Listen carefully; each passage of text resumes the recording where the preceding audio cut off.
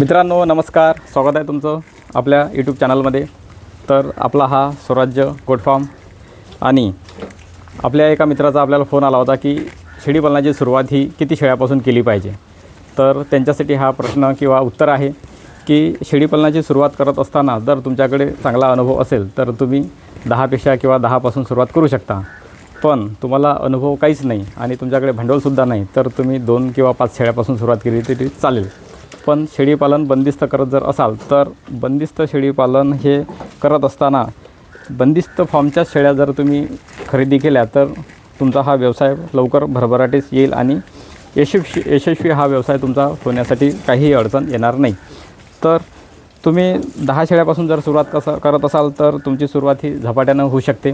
त्याच्यापासून मिळणारे जे उत्पन्न हे आहे ते तुम्ही चांगल्या पद्धतीनं वाढवू शकता आणि त्याला तुम्हाला 10 शेळ्याला भांडवल हे लागणारच। पण 2 शेळ्यापासून जर सुरुवात करायची असेल तर तुम्हाला फार कमी हे भांडवल लागते। जसा आपला व्यवसाय हा 2 शेळ्यापासून सुरुवात झाली होती आणि आज आपला हा 30 शेळ्यांचा मोठा परिवार इथे आपल्याला दिसत आहे। तुम्हीसुद्धा तुमच्या भांडवलाच्या हिशोबानं किंवा तुमच्या अनुभवाच्या पद्धतीनं तुम्ही विचार करा आणि हा व्यवसाय तुम्हाला कितीपासून सुरुवात करायची हे तुम्ही ठरवू शकता। जर तुम्ही 10 शेळ्यापासून सुरुवात केली तर येणाऱ्या 1-1.5 वर्षामध्ये तुमच्याजवळ हे मदर जो स्टॉक आहे हा खूप चांगल्या मोठ्या पद्धतीचा होतो आणि त्याच्यातून जे मिळणारे उत्पन्न आहे हे तुम्हाला मग विक्रीसाठी हे लवकर येते। तर तुम्ही पाहू शकता आपल्या शेळ्या ह्या 2 शेळ्यापासून सुरुवात झाली होती।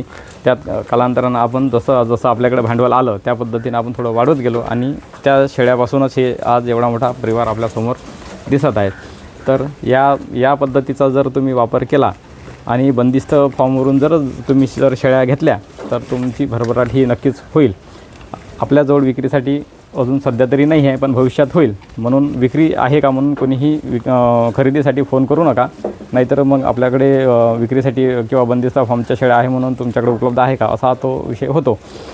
तर इथेच थांबतो आणि पुढच्या व्हिडिओमध्ये आणखी शेळीपालनाविषयी माहिती हवी असल्यास चॅनलला सबस्क्राईब करा, लाईक करा, शेअर करा आणि थांबतो। धन्यवाद।